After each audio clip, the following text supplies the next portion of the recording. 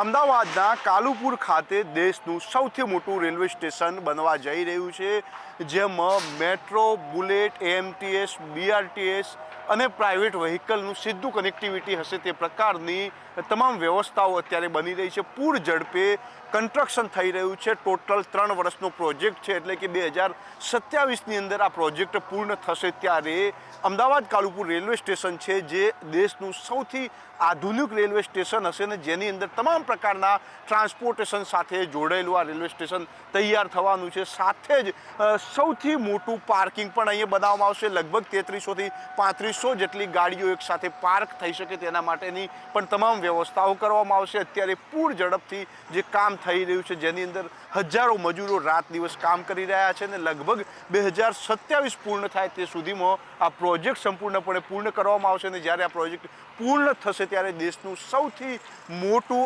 આધુનિક અને તમામ પ્રકારની લોકલ ટ્રાન્સપોર્ટેશન સાથે જોડાયેલું સૌથી ભવ્ય રેલવે સ્ટેશન હશે.